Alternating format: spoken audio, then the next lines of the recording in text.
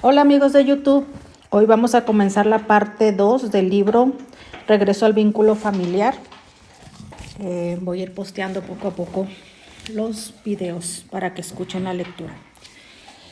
Hoy vamos a comenzar parte 2, saboteados, cómo la orientación hacia los compañeros socava el oficio de los padres. Y el primer subtema es el poder se nos escapa de las manos. Vamos a comenzar con la lectura. Claudia tenía 7 años cuando sus padres vinieron a mi consulta, preocupados por el súbito cambio que mostraba su hija. Solía hacer lo contrario de lo que debía y a veces se portaba insolentemente con sus padres, en especial cuando sus amigas estaban presentes. Los padres estaban perplejos.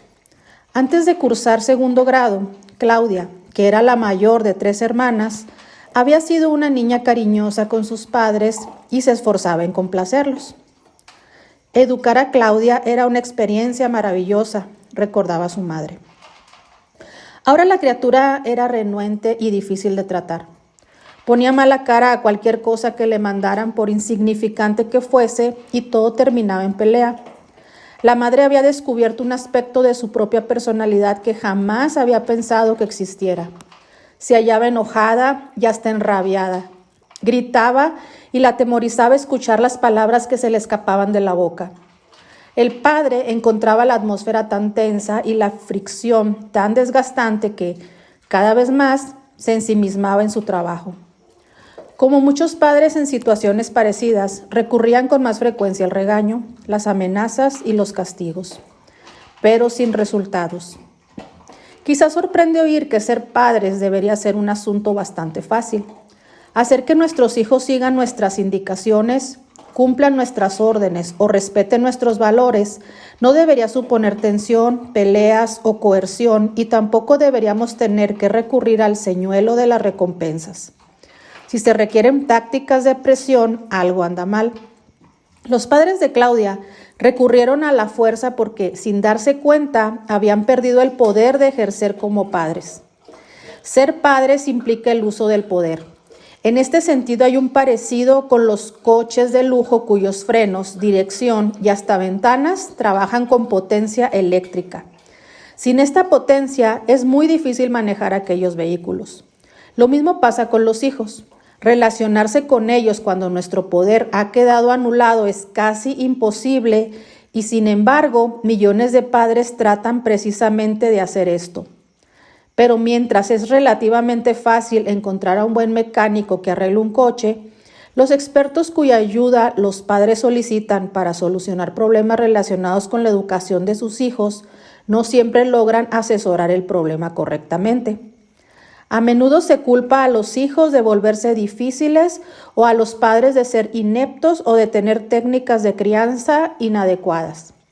Por lo general, ni los padres ni los profesionales reconocen que la raíz del problema no estriba en la ineptitud de los padres, sino en la impotencia de estos en el más estricto sentido de la palabra, carecer del suficiente poder. Lo que falta es el poder, no el amor, ni el conocimiento, la dedicación o la habilidad. Nuestros predecesores tenían mucho más poder que los padres de hoy. Para lograr que sus hijos les obedecieran, nuestros abuelos tenían un poder que ni nuestros padres ni nosotros tenemos. De continuar esta tendencia, nuestros hijos tendrán una grandísima dificultad cuando les toque el turno de ejercer como padres. El poder para ser padres está esfumando. La autoridad espontánea para ser padres. Es difícil reconocer la impotencia de ejercer como padres y admitirla es angustiante. Nuestra mente busca explicaciones más aceptables. Nuestros hijos ya no nos necesitan, o nuestros hijos son particularmente difíciles, o nuestra capacidad para ejercer como padres es deficiente. Actualmente, mucha gente se resiste al concepto de poder. De niños, algunos de nosotros fuimos expuestos demasiado al poder de nuestros padres y sufrimos de abuso. Nos percatamos muy bien que el poder es tentador y hemos experimentado que no se puede confiar en individuos que buscan ejercer poder sobre los demás. La palabra poder, entre comillas, ha logrado un significado peyorativo como entre comillas, perseguir el poder a toda costa o, entre comillas, hambriento de poder. No ha de sorprender, por lo tanto, que muchos eviten el concepto, una actitud que encuentro con frecuencia entre padres y educadores. Muchos, además, confunden poder y fuerza. No es en este sentido como utilizamos la palabra poder en este libro. En nuestro estudio del oficio de padres y del vínculo, en los capítulos 1 y 2, poder, entre comillas, significa autoridad espontánea para desempeñarse como padres. Esta autoridad espontánea fluye no de la coerción o de la fuerza, sino de una relación debidamente alineada con el niño. El poder de desempeñarse como padres surge cuando las cosas están en su orden natural y aparece sin esfuerzo, sin necesidad de adoptar posturas o tener que insistir. Es cuando carecemos de este poder que nos vemos obligados a recurrir a la fuerza. Cuanto más poder irradian los padres, menos fuerza requieren en el diario quehacer de la crianza. Por otro lado, cuanto menos poder poseemos, más impulsados nos sentimos a levantar la voz, a endurecer nuestras actitudes, a externar amenazas y a buscar apoyos para hacer que nuestros hijos cumplan nuestras órdenes. La falta de poder que experimentan los padres hoy ha resaltado en la literatura sobre la educación parental. Técnicas que se percibirían como soborno o amenazas en casi cualquier otra situación. Hemos disfrazado esos signos de impotencia como eufemismos, como recompensas y consecuencias naturales. El poder es absolutamente necesario para tener éxito en la tarea de ser padres. ¿Por qué necesitamos ese poder? Porque tenemos responsabilidades. El oficio de padres no fue concebido sin el poder de cumplir con las responsabilidades que comporta. No hay forma de entender la dinámica de desempeñarse como padres sin tratar la cuestión del poder. El poder que hemos perdido es el poder de exigir la atención de nuestros hijos, de pedirles buenas intenciones, de merecer su deferencia y asegurar su cooperación. Sin esas 4 aptitudes, solo nos queda la coerción y el soborno. Este era el problema de los padres de Claudia cuando acudieron a mi consultorio, acongojados por la reciente actitud recalcitrante de su hija. Usaré la relación de Claudia con sus padres como ejemplo de la pérdida de la autoridad natural, junto con otros 2 casos que describiré y que también servirán para demostrar el significado del poder de los padres. Hay 9 personas en este elenco, 3 parejas de padres y 3 hijos. Sus casos son típicos del dilema al que se enfrentan muchas familias hoy. Los padres de Santiago, de 9 años, estaban divorciados, sin que ninguno de los 2 se hubiera vuelto a casar y la relación entre ambos era lo bastante buena como para buscar ayuda juntos. Las dificultades para educar a Santiago habían llevado a su separación. Los primeros años con su hijo habían sido relativamente fáciles, pero los últimos 2 resultaron horrendos.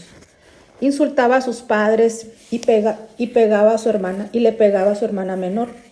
Aunque era muy inteligente, no había razonamiento que lo incitara a hacer lo que se le pedía. Los padres habían recurrido a varios expertos y habían leído muchos libros donde se recomendaban diversos enfoques y técnicas. Nada parecía funcionar con Santiago. Incluso los castigos usuales solo empeoraban las cosas. Mandarlo a su cuarto no producía ningún impacto aparente. Si bien la madre no creía que fuera apropiado golpearlo, a veces por desesperación recurrió al castigo físico. Ambos padres habían desistido de ganarse el asentimiento de Santiago, aún en asuntos tan sencillos como estar sentado a la mesa durante la cena de la familia. Tampoco lograban que hiciera sus tareas escolares. Antes de que el matrimonio fracasara, la hosca resistencia de Santiago volvía insoportable al ambiente de la casa. Tan desmoralizados estaban los padres que ninguno de los 2 lograba despertar sentimientos de cariño hacia su hijo. Magdalena tenía 13 años. Su padre apenas podía contener su enfado cuando hablaba de su hija. La vida con ella había cambiado desde la muerte de su abuela, cuando Magdalena estaba en 6º grado. Hasta entonces, Magdalena había cooperado en casa, había sido una buena estudiante en la escuela y era afectuosa con su hermano, 3 años mayor. Ahora Magdalena se saltaba las clases y no le importaban los deberes escolares. Se salía de la casa en cuanto podía, se rehusaba a hablar con sus padres y comía sola en su cuarto. La madre se sentía traumatizada. Se pasaba mucho rato suplicando a su hija que se portara bien, que llegara a tiempo a casa y que no se saliera constantemente. El padre no soportaba la insolente actitud de Magdalena. Creía que la solución estaba en enseñar al adolescente una lección de la que se acordará toda su vida.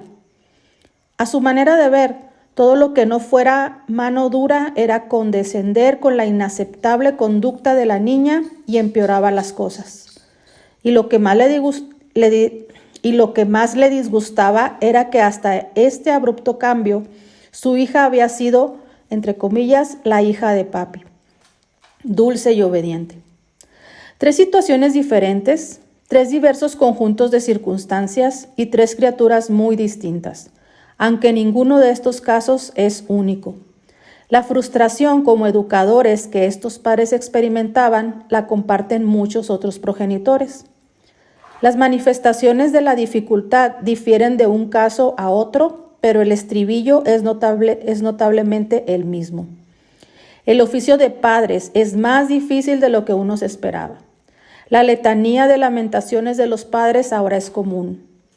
Se abren comillas, los niños de hoy no parecen respetar la autoridad a la que nosotros nos sometimos cuando fuimos niños.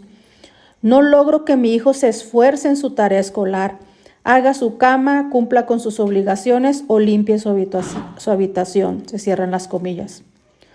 O la queja irónica tantas veces oída. Se abren comillas. Si educar es tan importante, los niños deberían llegar con un manual. Se cierran las comillas. El secreto del poder de los padres.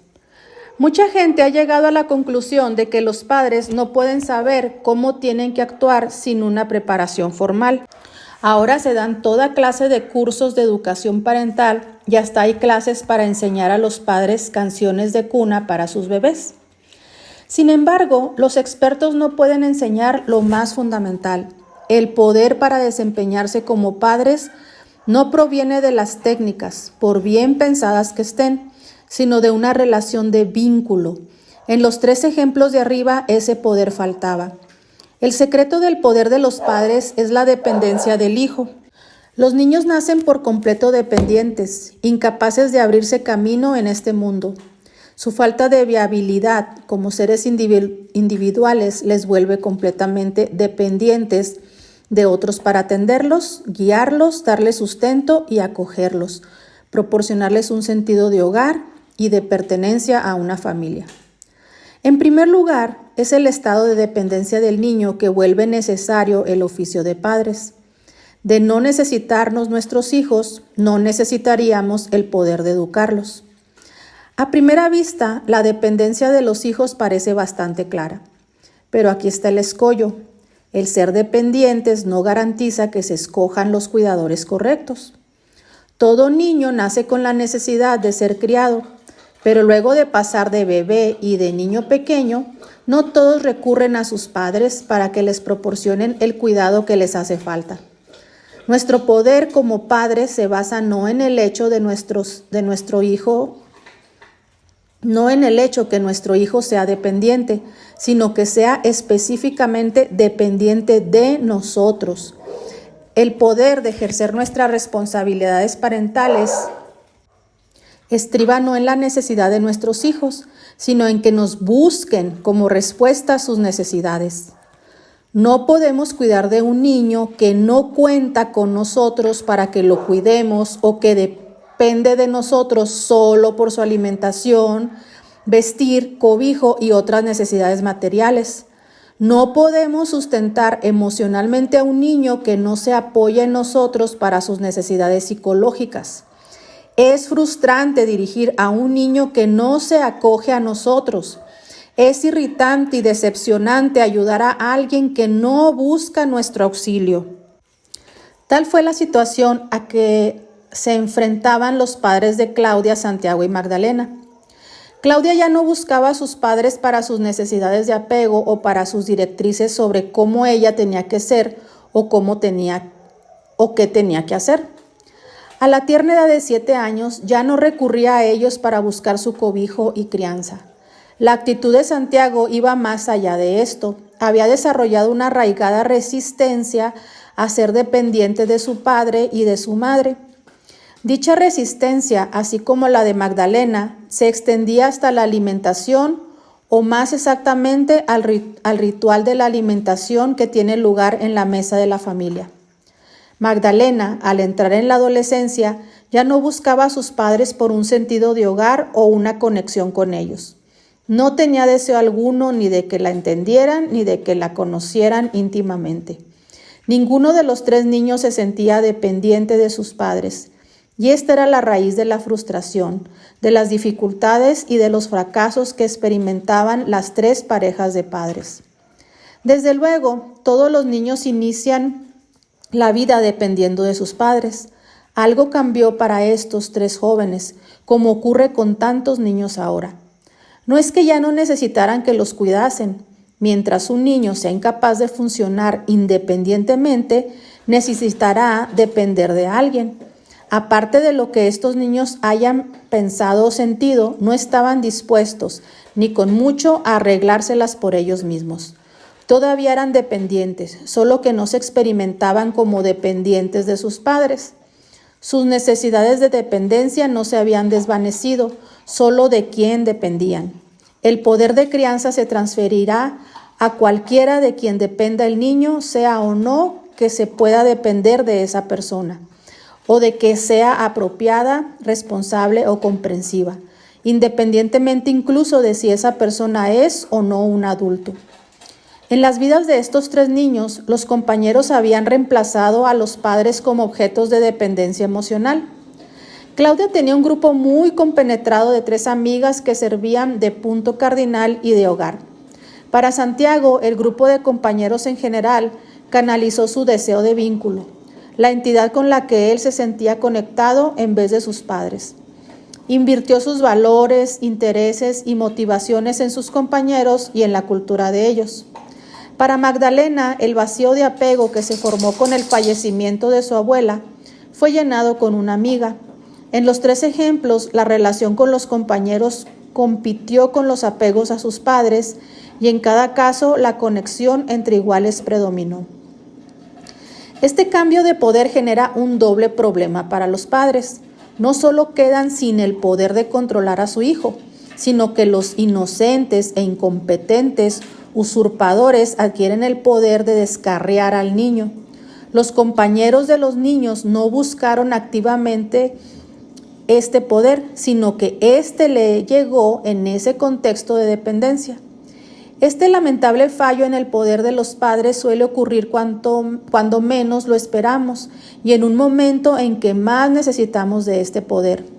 Las semillas de la dependencia de los compañeros echan sus raíces ya en los grados de la escuela primaria o elemental, pero es en los años intermedios cuando la creciente incompatibilidad de los apegos a los iguales y a los padres desbarata nuestro poder de ejercer como padres. Precisamente durante la adolescencia de nuestros hijos, justo cuando mayor es el peso de lo que traemos entre manos y cuando nuestra superioridad física frente a ellos empieza a disminuir, el poder de educarse nos escurre entre los dedos.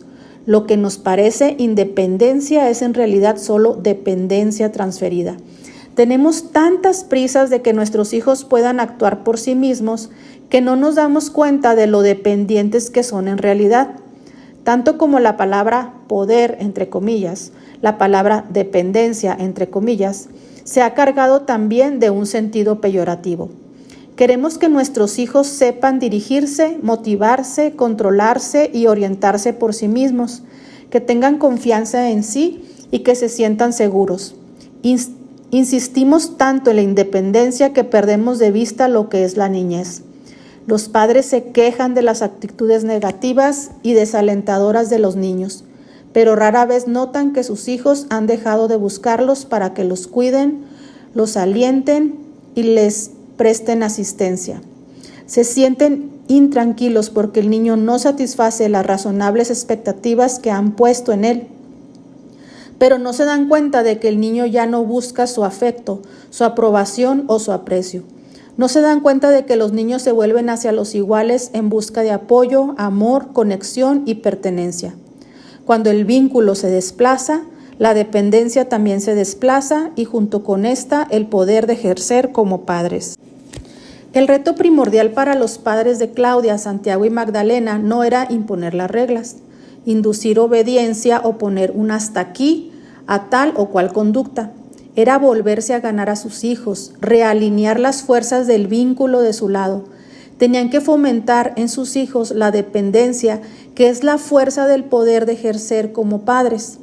Para reconquistar su autoridad natural, tenían que desplazar y recuperar la ilegítima jurisdicción de sus ingenuos usurpadores, los compañeros de sus hijos.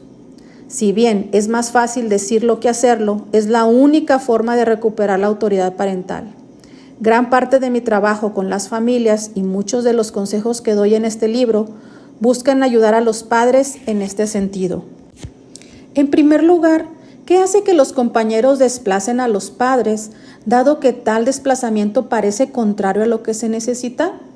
Como siempre, en el orden natural de las cosas existe lógica. La capacidad de un niño de apegarse a las personas que no son sus padres biológicos sirve a una importante función, porque en la vida la presencia de los progenitores no está en modo alguno asegurada, pues podrían morir o desaparecer. Nuestra programación de vínculo requiere flexibilidad para encontrar sustitutos a los que apegarse y de los cuales depender. Los humanos no son los únicos que transfieren vínculos. Lo que hace que algunos animales sean tan maravillosas mascotas es que trasladan el apego de sus padres a los humanos, permitiéndonos cuidarlos y manejarlos. Dado que los humanos tienen un largo periodo de dependencia, los vínculos deben poder transferirse de una persona a otra, de padres a parientes y vecinos, a mayores de la tribu o del pueblo. Todos ellos desempeñan un papel en llevar al joven a la madurez. Esta notable adaptabilidad que ha servido a los padres y a los niños durante miles de años nos atosiga en los últimos tiempos. Bajo las condiciones actuales, esa adaptabilidad ahora permite que los iguales sustituyan a los padres. Los padres suelen darse cuenta de la pérdida de poder cuando su hijo se orienta hacia sus compañeros, pero no siempre sabe qué origina esa pérdida. La atención de un niño en esa situación es más difícil de controlar. Su deferencia disminuye y la autoridad de los padres queda erosionada. Cuando se les preguntó, los padres de los 3 niños de los ejemplos anteriores pudieron indicar claramente cuándo su poder educacional comenzó a desvanecerse. Esa erosión de la autoridad natural suelen notarla los padres, en un principio como un fastidioso sentimiento de que algo anda mal. ¿Qué nos habilita para ser padres? Se requieren 3 ingredientes para que el oficio de padres funcione. Un ser dependiente que requiera ser cuidado, un adulto dispuesto a asumir esa responsabilidad y el buen funcionamiento del apego del niño al adulto. El más crítico de estos ingredientes es también el que con más facilidad se pasa por alto y se descuida: el apego del niño al adulto. Muchos padres o sustitutos de padres creen todavía que basta con asumir el papel de padres, sea como padres adoptivos, como padres sustitutos, como padrastro o madrastra o como progenitores. Piensan que la necesidad que tiene el niño de ser cuidado y la disponibilidad del adulto bastarán.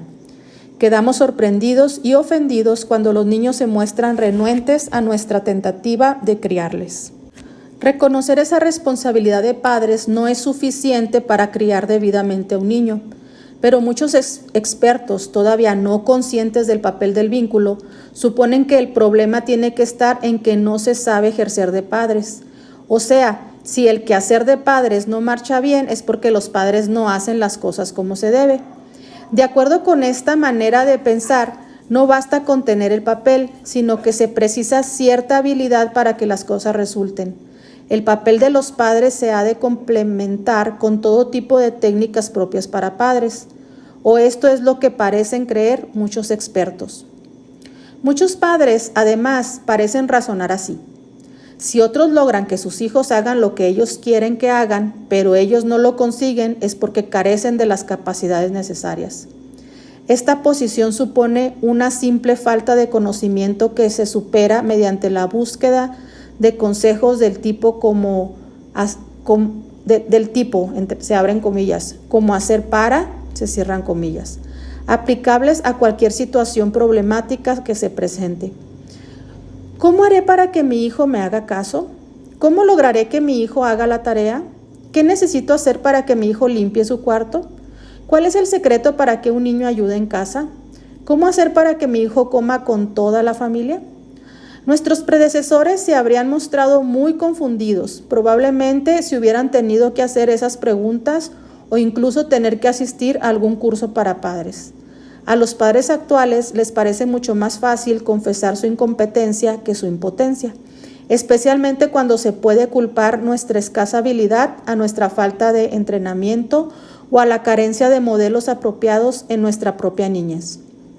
El resultado ha sido una industria de miles de millones de dólares de asesoramiento para padres, desde expertos que abogan por dejar tiempo libre a los niños o anotarles puntos de recompensa en el refrigerador, a libros sobre cómo ser unos padres eficaces. Los expertos en crianza infantil y la industria editorial dan a los padres lo que piden, en vez del entendimiento que tan desesperadamente necesitan. Ya el solo volumen de consejos tiende a reforzar los sentimientos de ineptitud y la sensación de no estar preparados para el oficio. El hecho de que estas metodologías no funcionen no ha disminuido su popularidad. Una vez que percibimos el oficio de padres como un conjunto de habilidades que necesitamos aprender, es difícil para nosotros ver el proceso de otra manera. Siempre que surgen problemas, habrá que leer otro libro, asistir a otro curso, dominar otra habilidad. Mientras tanto, nuestro grupo de apoyo continúa suponiendo que tenemos el poder de realizar el trabajo. Los maestros actúan como si supiéramos lograr que nuestros hijos hagan sus deberes. Los vecinos dan por sentado que podemos mantener a raya a nuestros hijos. Nuestros propios padres nos reprochan que no adoptemos una actitud más firme. Los expertos suponen que lograr obediencia por parte de nuestros hijos está a nuestro alcance. Los tribunales nos responsabilizan de la conducta del niño. Nadie parece captar que el poder sobre nuestros hijos se nos está escapando. El razonamiento que subyace a la idea de que el oficio de padres conlleva un conjunto de aptitudes se antoja bastante lógico, pero en retrospectiva vemos que es un lamentable error. Ha llevado a una artificial dependencia de expertos, ha robado a los padres su confianza natural y a menudo los deja con la sensación de que son tontos e ineptos. Rápidamente llegamos a la conclusión de que nuestros hijos no escuchan porque no sabemos hacer que nos escuchen, que nuestros hijos no obedecen porque no hemos aprendido los trucos para lograrlo, que nuestros hijos no son lo bastante respetuosos porque no les hemos enseñado a hacerlo. Y perdemos de vista el punto esencial de que lo que importa no es la habilidad de los padres, sino la relación del niño con el adulto responsable de él. Cuando nos centramos en lo que deberíamos hacer, nos cegamos ante nuestra relación de apego con nuestros hijos y sus insuficiencias. El ser padres es más que nada una relación, no una aptitud que se requiere aprender. El apego no es una conducta que se aprende, sino una conexión que es preciso buscar. Es difícil ver la impotencia de ejercer como padres porque el poder que los padres solían tener no era algo consciente, era automático, invisible, un componente inherente a la vida de la familia, derivado de culturas basadas en tradiciones. En general, los padres de antaño podían dar por sentado su poder porque de ordinario bastaba para las tareas que tenían que cumplir. Por razones que hemos empezado a explorar, ya no ocurre así. Si no se entiende la fuente de la facilidad con que uno puede actuar, no se podrá comprender la raíz de las dificultades que ahora se experimentan. Debido a nuestra falta colectiva de conocimiento acerca del apego, nuestra dificultad en reconocer la impotencia como padres y nuestra aversión al poder mismo, la aflicción más común en el oficio de padres se deja sin explicación. La búsqueda de etiquetas. La alternativa obvia a culpar a los padres es concluir que algo es disfuncional o falta en el niño. Si no vamos a dudar de nuestro oficio de padres, hemos de presumir que la fuente de nuestras preocupaciones tiene que estar en el niño. Nos refugiamos en la idea de que no hemos fallado al echarles la culpa a los niños, ya que no cumplen con nuestras expectativas. Nuestra actitud se expresa en preguntas del estilo de ¿por qué no prestas atención? Deja de ponerte tan difícil. O ¿por qué no haces lo que se te manda? Las dificultades en ejercer como padres nos llevan a buscar lo que está mal en el niño. Hoy presenciamos una frenética búsqueda de etiquetas para explicar los problemas de los niños. Los padres buscan los diagnósticos formales de un profesional o recurren a etiquetas no oficiales. Por ejemplo, hay libros sobre cómo educar al niño difícil, entre comillas, o al niño avispado, entre comillas. Cuanto más frustrante se vuelve el ser padres, tanto más probable será que los niños sean vistos como difíciles, y más etiquetas se buscarán para comprobarlo. No es ninguna coincidencia que la preocupación por los diagnósticos corra paralela al incremento en la orientación hacia los compañeros en nuestra sociedad. Cada vez más, los problemas conductuales de los niños se atribuyen a distintos síndromes médicos, como trastorno de oposición desafiante o trastorno de deficiencia de la atención. Estos diagnósticos siquiera tienen el beneficio de absolver al niño y de quitar la carga de la culpa a los padres, pero ocultan la dinámica reversible que causa. En primer lugar, que los niños se comporten mal.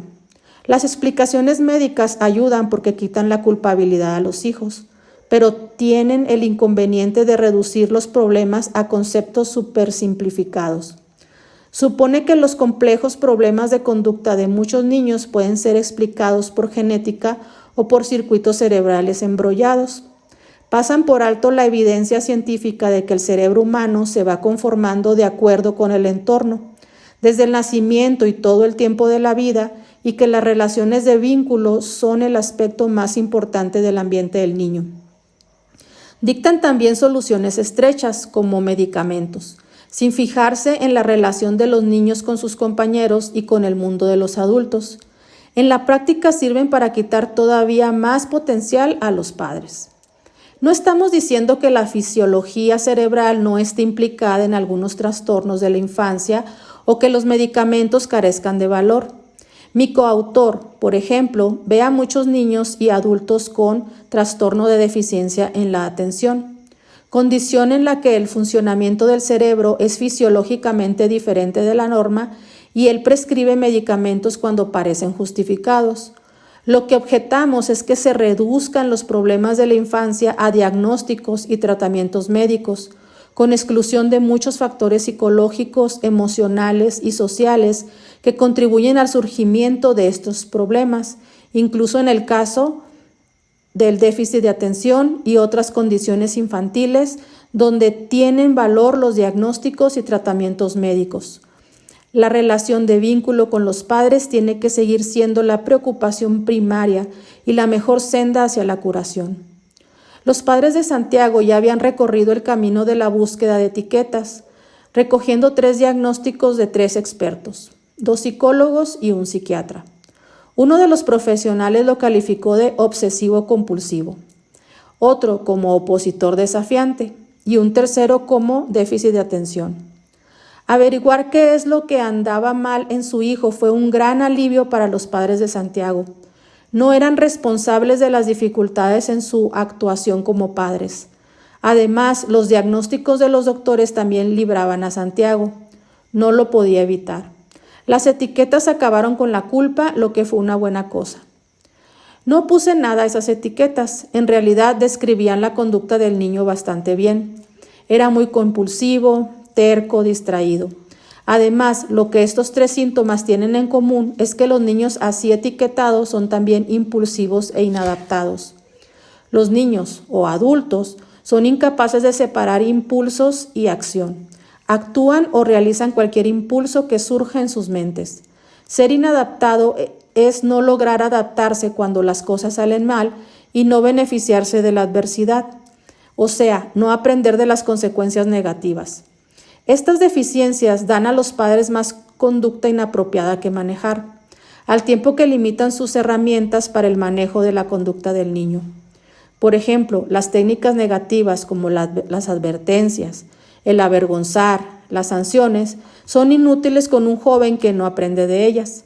Así que, en cierto sentido, se puede decir con certeza que los padres de Santiago tenían tanto problema debido a que el chico estaba muy mal. Esto es cierto hasta determinado punto, pero con frecuencia una verdad puede enmascarar otra aún mayor. En este caso, un problema en una relación.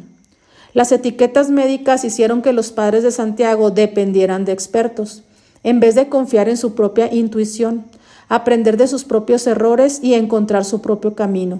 Se dedicaron a ver qué pistas les daban otros. Seguían mecánicamente el consejo de otros, empleando artificiosos métodos de control de la conducta que despedazaban la relación de apego. A veces, decían, sentían que estaban tratando con un síntoma y no con una persona. En vez de encontrar respuestas, hallaron tantas opiniones como expertos que se las proponían. Pero un problema aún más preocupante que el de las etiquetas, incluso de aquellas tan corrientes como niño difícil o tan inocuas como niño sensible, es que favorecen la impresión de que se ha dado con la raíz del problema, cuando en realidad encubren la fuente de la dificultad. Cuando la valoración de un problema hace caso omiso de los factores subyacentes de la relación, retrasa la búsqueda de soluciones genuinas. Que Santiago era una pesadilla no hay que cuestionarlo. Su extrema impulsividad lo volvía todavía más difícil de manejar. Pero si consideramos que muchos impulsos se disparan por el apego, veremos que eran los apegos del niño los que se habían descarriado. No era su impulsividad, sino el hecho de que esos impulsos iban en contra de los padres, lo que volvía las cosas tan imposibles. Iba contra los instintos naturales de Santiago el tener que depender de sus padres, estar cerca de ellos o dejarse guiar por ellos. Esto se debía a la orientación a los iguales, no a algún trastorno médico. Sus sesgados instintos de apego explicaban también su conducta de oposición y señalaban cuál era el camino de la cura. Los problemas de orientación a los iguales no explicaban todos sus problemas de atención, pero restablecer un saludable apego con sus padres era la forma de cimentar una base para tratarlos. El conflicto más sobresaliente que debían resolver los padres no era lo que Santiago hacía mal, sino que era lo que faltaba en la relación de éste con ellos. Aunque los padres de Claudia y los de Magdalena no habían recorrido el camino de búsqueda de diagnósticos formales, también se preguntaban si sus hijos eran normales o si el problema estaba en las técnicas que aplicaban. Examinando más de cerca la situación, me di cuenta de que Magdalena era significativamente inmadura para su edad, pero esto tampoco explicaba las dificultades de sus padres. El quid del asunto estribaba en que era dependiente de sus iguales, lo que, dada su inmadurez psicológica, asestaba un golpe mortal contra el papel de sus padres. Por suerte, la orientación a los iguales no solo se puede prevenir, sino que también resulta reversible en la mayoría de los casos. Las partes 4 y 5 de este libro están dedicadas a esas tareas. Pero hemos de entender cabalmente cuál es el problema. El ejercicio de la paternidad o de la maternidad fue hecho para que resultara natural e intuitivo, pero solo lo puede ser cuando el niño se apega a nosotros. Para recobrar el poder de ejercer como padres, hemos de regresar a que nuestros hijos sean por completo dependientes de nosotros, no solo con una dependencia física, sino también psicológica y emocional, como la naturaleza lo ha querido.